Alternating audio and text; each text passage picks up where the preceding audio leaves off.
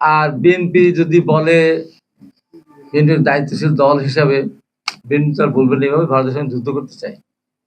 BNP বলতে চায় ভারতের সাথে যুদ্ধ করতে চায় না, ভারতের সাথে বন্ধুত্ব করতেও চায় না, ভারতের সাথে শত্রুতা করতেও চায় না।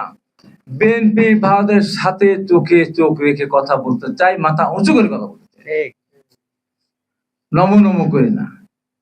বিএনপি অতীতে প্রমাণ করেছে, শহীদ রাষ্ট্রপতি জিয়া রহমান অতীতে প্রমাণ করেছেন বাংলাদেশ আয়তন এবং লোকসংখ্যার দিক থেকে ভারতের তুলনায় ক্ষুদ্র হলেও বাংলাদেশ তার মাথা উঁচু করে চলতে চায়। সেটা শহীদ রাষ্ট্রপতি জিয়া রহমান প্রমাণ করেছেন, দেশনেত্রী বেগম খালেদা জিয়া প্রমাণ করেছেন। আগামী দিনে আমাদের দলের ভারপ্রাপ্ত চেয়ারম্যান জনাব তারেক রহমান আল্লাহ রহমতে রাষ্ট্রীয় ক্ষমতা আসলে সেটা প্রমাণ করবে। আমাদের সমস্যাটা কোন জায়গায়? ভারত আমাদের পাশে প্রতিবেশী। আমরা তো একটা কথা সবাই বলি, প্রতিবেশী তো বদলানো যাবে না, প্রতিবেশীর আচরণ বদলানো যাবে, বদলানো যায় অনেক সময়। অনেক সময় গ্রামে আমরা দেখি অনেক বড় ধনী মানুষ, কিন্তু গ্রামের মানুষটাকে পছন্দ করে না, কারণ সে ওই মানুষগুলোর কোনো কাজে লাগে না। গরিব মানুষ, তার বাড়ি গাড়ি আছে, সবকিছু আছে, গরিব মানুষ যদি অসুস্থ হয়ে যায় তাকে হাসপাতালে নেওয়ার জন্য তার গাড়িটা ব্যবহার করতে দেয় না।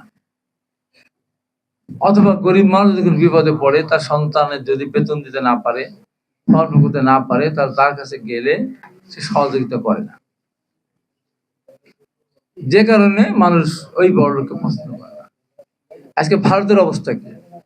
ভারত আমাদের নিকটতম প্রতিবেশী, সবচেয়ে বড় প্রতিবেশী। আশপাশে যে কটা দেশ আছে আপনি বলেন, নেপাল, ভুটান, মালদ্বীপ, কেউ যে তার পক্ষে না। পাকিস্তান তো তার চোখে চোখ রেখেই কথা বলে। পাকিস্তানের বর্ডারে একটা মারলে পাকিস্তান দুইটা মারে। পাকিস্তান আয়তনে অনেক বড়, আমাদের বাংলাদেশের চেয়ে অনেক বড়, ভারতের তুলনায় বড় না। জনসংখ্যা আগে বাংলাদেশের চেয়ে কম ছিল, এখন বাংলাদেশের চেয়ে বেশি, বাট ভারতের তুলনায় অনেক কম, 120 কোটি কম ভারতের তুলনায় জনসংখ্যা। তো পাকিস্তানকে নমনম করে। পৃথিবীর যে দেশগুলির পাশে ভারত বা ভারতের পাশে যে দেশগুলি নেই, সেই দেশগুলিকে চলে না, তারা কি খাবার খায় না, তারা কি সম্মানের সাথে বসবাস করে না? করে তো। আমরা কেন ভাবি?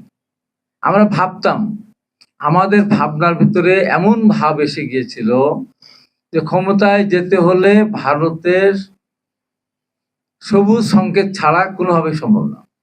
আর ক্ষমতা থেকে সরাতে হলে ভারত যতক্ষণ না চাবে ততক্ষণ ক্ষমতা থেকে সরানো সম্ভব না। এটা তো ছিল আমার চিন্তা চেতনার মধ্যে।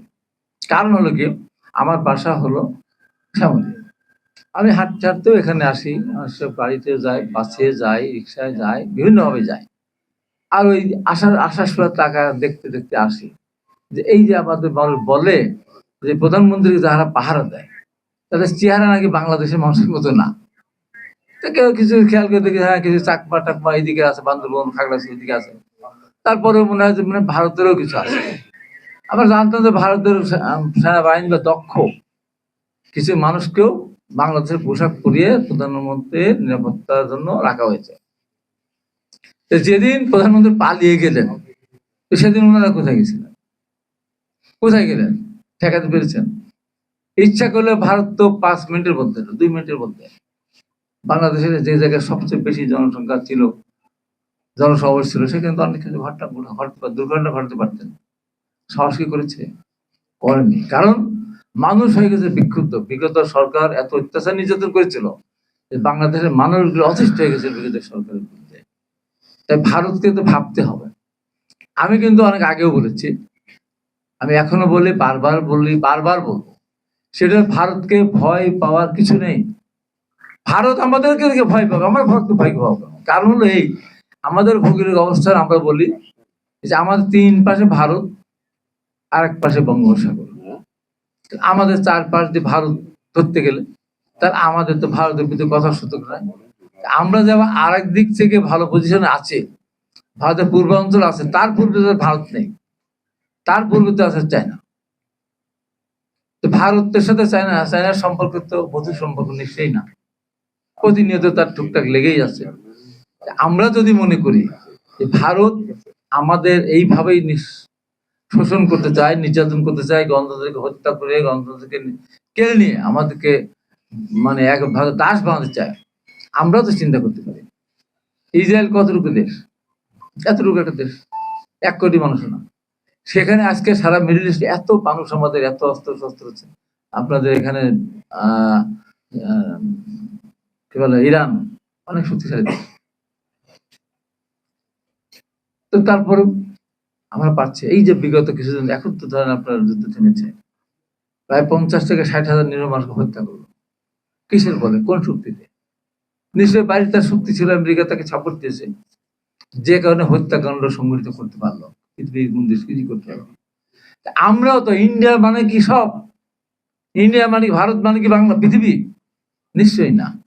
ভারতের 150 কোটি বন্ধু, এখন চায়না আসছে, ভারতের জনসংখ্যা বেশি হতে যাচ্ছে, চায়না জনসংখ্যা কমে যাচ্ছে, আর ভারতে বৃদ্ধি পাচ্ছে। ভারতকে ভেটে বড় দেশ, জনসংখ্যার দিকে সব হয়।